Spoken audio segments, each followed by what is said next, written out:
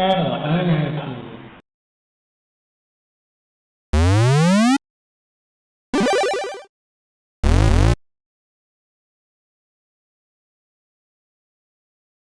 So one of the questions I got asked right before starting this series is, can nominators select modern Commodore 64 games? Like, does it have to be a retro game, or can it be one that was made just in recent years?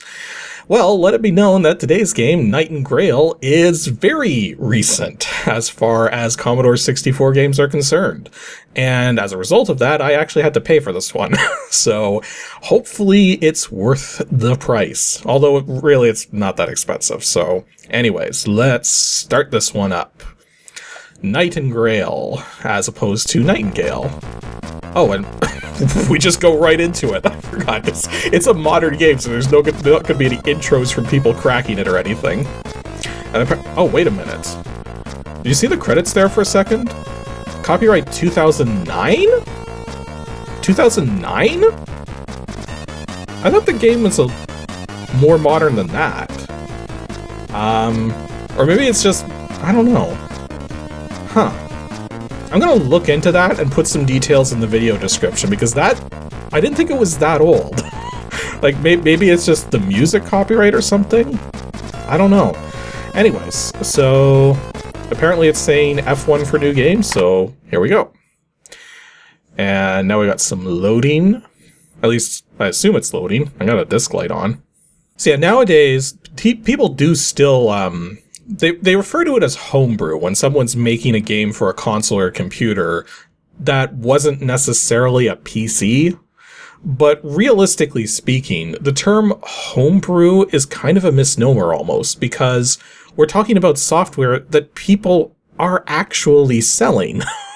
Like, homebrew almost sort of gives this interpretation that it's going to be a piece of software that doesn't really have a lot to it. Like, it's going to be something cobbled together, or, okay, apparently we're still loading.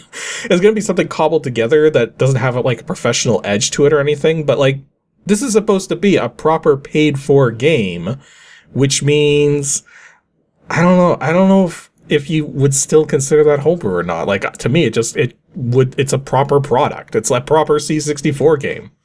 It's like a decade or two too late, but it's still a proper C64 game. Because yeah, like, we don't call all that early shareware from, like, the early PC shareware from the mid-80s and late 80s homebrew.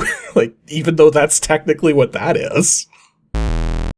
This is still going. It's been like 2 minutes. Wow. I have not run into a Commodore 64 load time this long yet. We're now over 4 minutes on the loading time. That is kind of impressive, actually. If anybody has any recommendations for fast loaders to attach into the Vice emulator, let me know, because that's something I should probably have on hand for the points in time when it actually makes sense to use one. Okay, now I'm legitimately worried it's broken, because it's been 8 minutes. So I'm going to turn on the warp speed. The warp speed races the CPU and everything to 1000%. And this is not going anywhere. I think it did actually crash or hang or something, which is weird because I didn't get any error messages, and I tested this earlier and this didn't happen. Like, I was warp speeding through the test just to make sure I could get through the loads quickly, but the thing is that I'm still at warp speed, by the way. This should have gone somewhere by now. Yeah, something is wrong. Let me reset everything and see if I can get this working.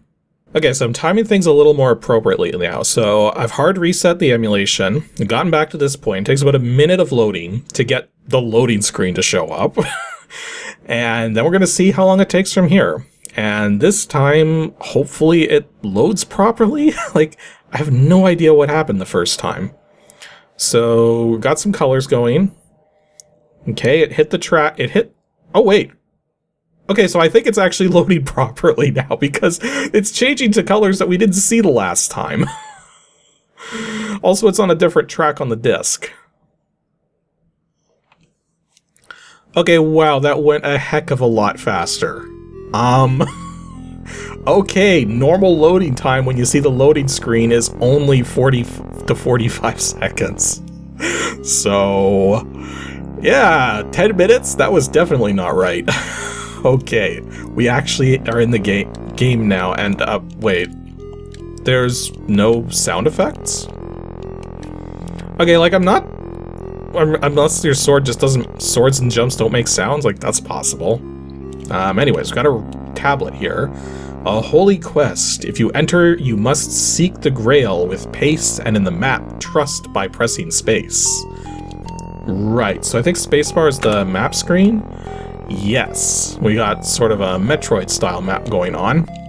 And we can also change our equipment. So I think all we have right now is iron, sword, and armor.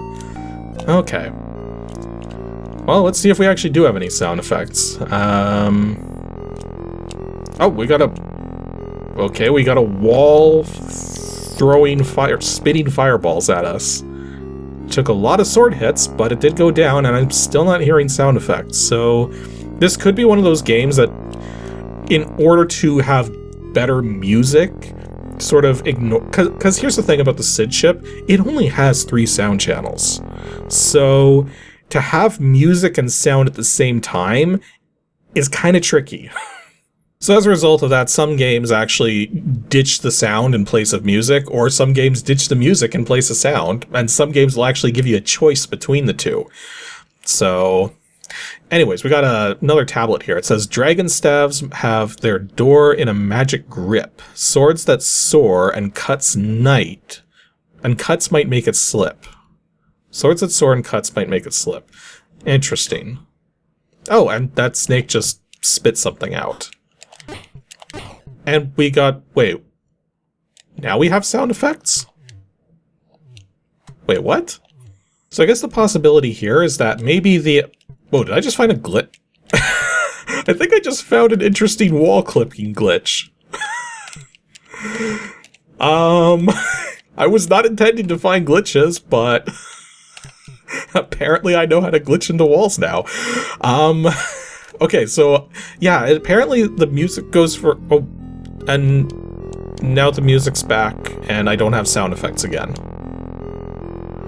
Okay, I don't understand. I thought maybe the music, once the music ended, like, then it was going to decide no more sound effects, but maybe it's just done in a way where there's, like, certain points that trigger music, and other points don't. Like, maybe it's going to reach a point later on where it's not going to automatically trip the music, and then we'll get more sound effects. I don't know. Oh, I got some energy from a little red ball or something. Got my health back. Oh, I was supposed to destroy that. A door opens in the castle. Okay then. And apparently I'm collecting some coins as well. Now I got more stuff shooting and I can't make that jump. I can't even glitch up this wall. Okay, so maybe we're not supposed to go this way yet? Not impossible. So I guess we're going the other way again. Already backtracking. Oh yeah, there was a lock on the thing here, but now apparently we can go down. And to jump down, apparently all we do is just hit the jump button. And yeah, we got sound effects again. So I'm not sure what the logic is between when it's going to play music and when it's going to play sound effects, but that is interesting that it's actually going between the two. Okay, so I got another door open somewhere, so I'm probably going to have to find where that is at some point. But in the interim, just going around, getting some enemies, got some energy. I don't think that's going to matter. Wait, is that going to respawn? Like, if I go off screen and come back... No, it doesn't respawn. I think I should avoid picking up energy unless I actually need it. Okay, well, we have a gem on this screen from the looks of it. Found Armor of Water. So if we go to our map... So can I actually... Yes, I can change from iron armor to water armor. Now, I guess we'll put the water armor on, see how that helps, if anything. What do we got here? Equip the armor of water and walk into the rain. It will not be a slaughter, not even an energy drain. Oh, that's actually supposed to be a poem. And the music just started up again entirely on its own while I was still on the screen. Maybe the music goes off on a timer. Like, that's always possible. So, I'm guessing now that I got the water armor on... Oh yeah, the water just passes straight through now. Interesting. Okay, so I'm guessing you have to make your armor selections based on the kind of obstacles you're going to be faced with. And then beyond that, no idea what the sword selection is going to be about, but maybe we'll find out. Oh hey, the snake's shot actually passed straight through me. Okay, so the water armor is not only protecting me from water droplets, but apparently snake spit as well is totally invulnerable to it now. Not sure how I feel about that. Oh wait, I wasn't supposed to do that because I might need that energy later. No, it doesn't. Even if you don't pick it up, it doesn't respawn. Oh boy. So yeah, take a look here. We got the snake shooting blue pulses and the head shooting green pulses. So one of them is clearly the water elemental, and then one is not. And if I don't time my jump, yeah, now I'm gonna get hurt. Ow. Okay, I gotta time my jump a little better than that. Jeez. Okay, so continuing our trek through the castle. Got another snake there, some drops from the ceiling. But see, here's the other thing. Those drops don't look blue. And because they don't look blue, I got a funny feeling they ain't water. Like maybe there's some kind of poison or toxic or something. Okay, whatever this is, I can't pass through it. So, can't accidentally fall off the map yet. Oh, we got a sword up there. That is way too high a jump. Yeah, what's this say? Hidden, far from the Great One, he feels safe in his den. Turn him to steam, and you have won. But it is not over then. The fear of fire. Apparently something to do with that sword up there, I'm guessing. I'm thinking maybe we're not supposed to get the sword quite yet. Because that's one of the things that happens sometimes in these games which are taking after Metroid, is that they don't quite get the backtracking aspect right. There's a couple games that I've come across before. Oh, I got giant eyeballs now, by the way. But there's a couple indie-made games that I've seen before that take on the Metroid style. That they're not. It's not that they're bad games, but the thing they don't get right is the backtracking. Because in a proper Metroid game, you're not supposed to backtrack by huge amounts. You get an item, and usually more than one item. You make some progress, and you only really have to backtrack when you actually achieve something really significant, like defeating a boss or something. We got a well of wishes here. If transport you need, get to the other side. Then with high speed, you will ride. Sounds like supersonic racing to me. Well, not really. But yeah, so what they get wrong is with some of the indie Metroid type games is that they put backtracking after every significant power-up, as opposed to just the major boss fights. So what ends up happening is you spend literally half the game backtracking. So hopefully that's not something they've done here, but I don't know if we're going to be playing long enough to find out. Oh, I see a sword over there. Ooh, I want that sword. I think I can get that sword. Let's go get that sword. So I was about to say is I think the game seems to be running fine. It's just there do seem to be some oddities trying to get oh, I'm dead. Oh, that's not good. You'll be returned to the castle entrance and lose all of your coins. Press fire. Wait. But I still have my armor. And I'm gonna guess that my progress is still made. Like in terms of opening castle doors. At least I hope the castle doors have it all reset. Otherwise, this is basically starting the game over. Okay, yeah, the doors are still open. So, oh yeah, and of course, I still have my water armor on. But that's weird though. Like, well, first of all, I just noticed the power, like the urns that had the energy in it don't reset. That's kind of rude. Like, you'd think maybe there'd be some checkpoints or something.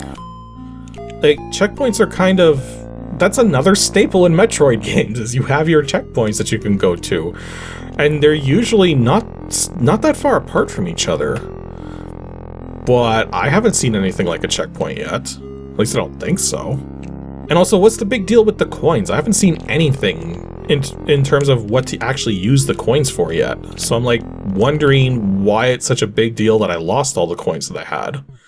Because don't get me wrong, I had a significant number of coins, and if they're really important for some reason, then I'm going to be mad about losing them, but so far I don't know what the coins are for. Yeah, whatever, we got a new sword.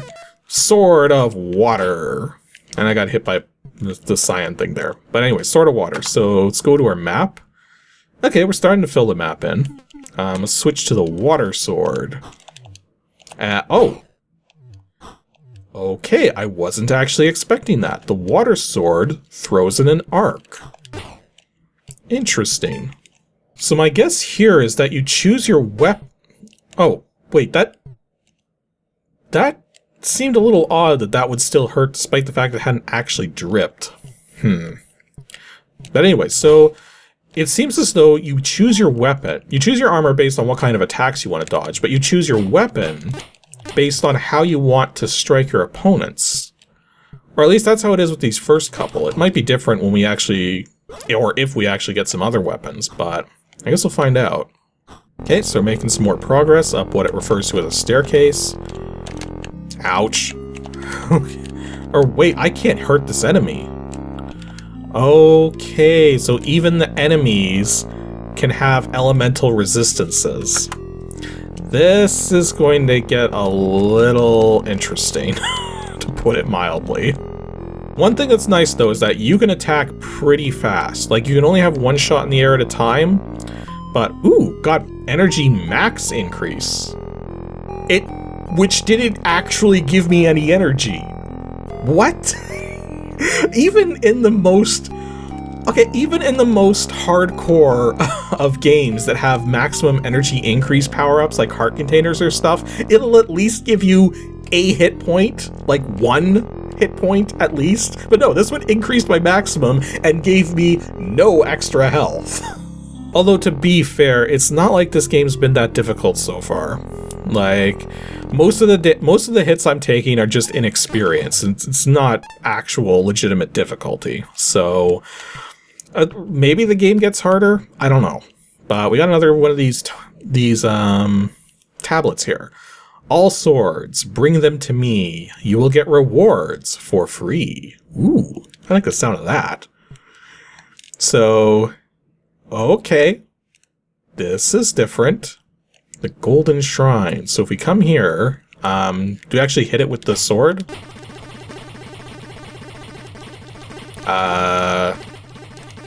I'm not sure if this is doing anything. Do I have to break every single sword up here before you give me something? Okay, well, looking at the map, I still have a lot of different places to explore. I'm not going to spend too much more time at this, although I'm noticing right at the top it says 17%.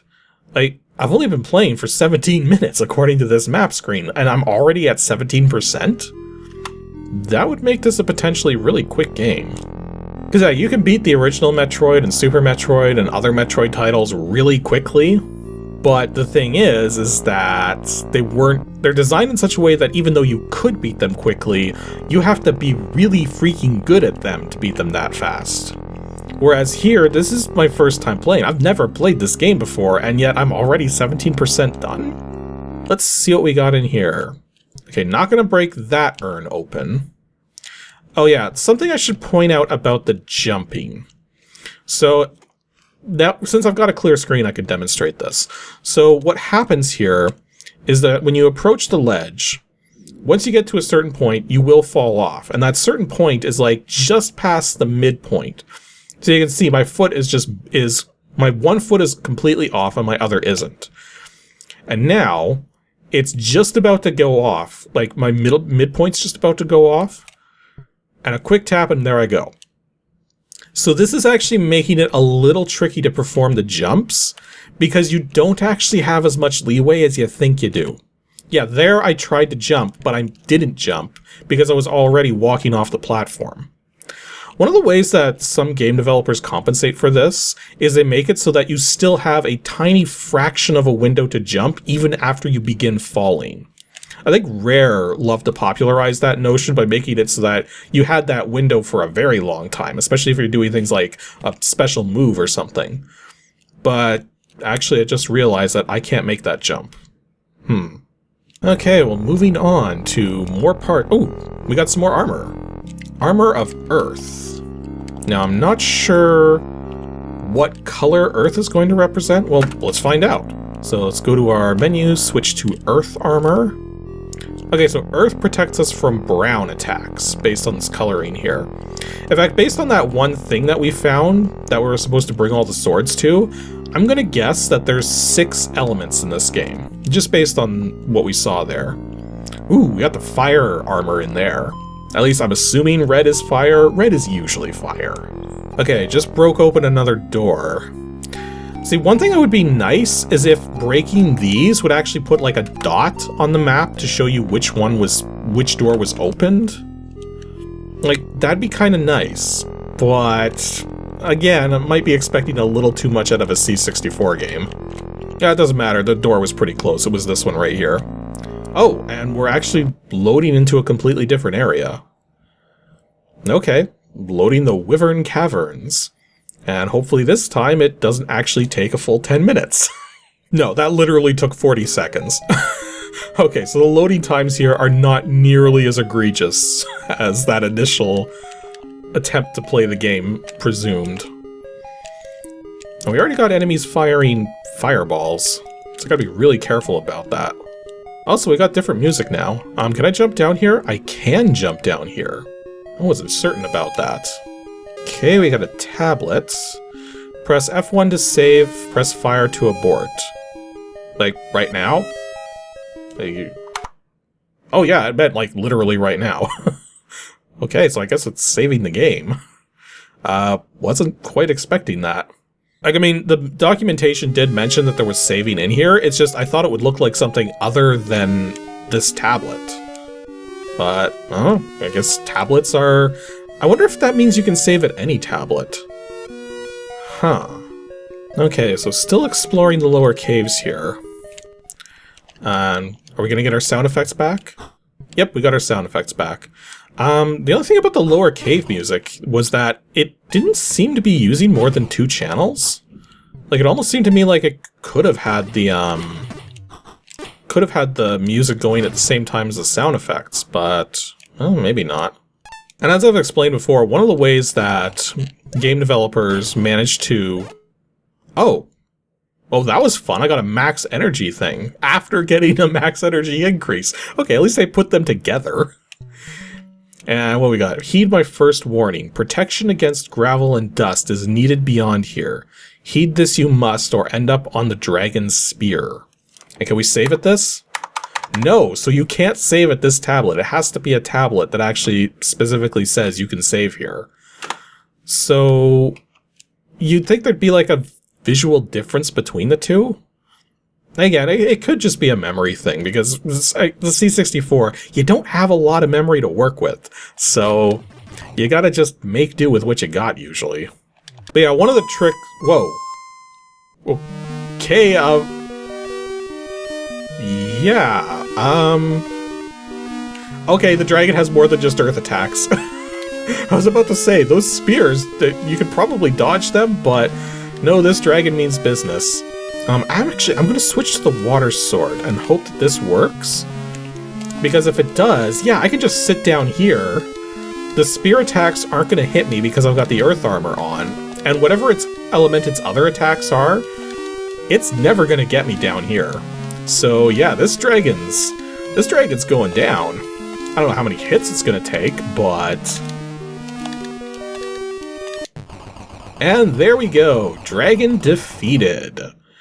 Or wyvern.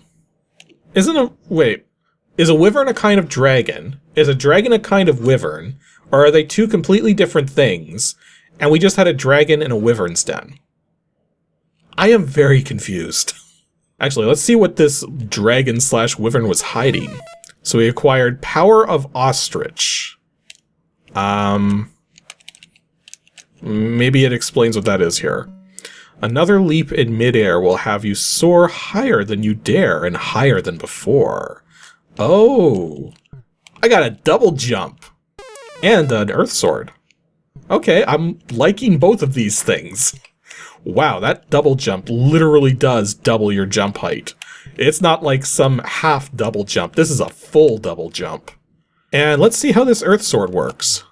Whoa, that earth sword, wow. The earth sword is just a flat up diagonal non-boomerang attack. Yeah, so the main problem I'm gonna have with this earth sword is that you'd constantly have to switch between it. Now, I think you can use, like, F1 to... Okay, you can use the F1 key to switch between your swords. And it kind of colors the text differently, just in case you're not paying attention to the sword color. And I think you can also do F3 for armor? Yeah. So I can switch my armor and my sword on the fly. But I kind of have to take my hand off the joystick to do that, so... Well, you know what? We killed the dragon. I think that's a good stopping point. Especially since I'm apparently 25% through the game already. Holy jeez, I've only been playing like a half hour. But, yeah, so that was Knight and Grail. Definitely a Metroid-type game with... You know, it's not that difficult. It has an interesting mechanic where you're trying to match elements together to either make yourself immune to damage, or make it so that you can actually hit things in the first place. And I'm going to quickly save here in case I decide to play more of this later. Probably not going to. Like, I rarely have the time anymore to go back to things that I play for the shows that I'm doing. But it was still neat to get to try this one, because Knight and Grail, like, this plays pretty darn well. Aside from that one mechanic that I pointed out, where your platforming has to be a lot more precise. Although that doesn't really matter that much now because we got a freaking double jump. I almost forgot about that. So I guess the game does kind of balance itself out in that manner then, because it's taking its shortcomings, like that platforming thing I was telling about, how it's so easy to just fall down. But the thing is, because you get a double jump, it negates that being a problem. At least once you realize that that's going to happen. Because that's another thing that happens too with some of these games, is that something which seems like it's a problem may actually not be once you've played long enough to get to the point where you have the ability to supersede that issue. And that's what's happened here now that I have a double jump. So yeah, Knight and Grail, a modern C64 game inspired by Metroid and pretty fun. Although, given the fact that I'm already a quarter way through it after a half hour, definitely not a long one.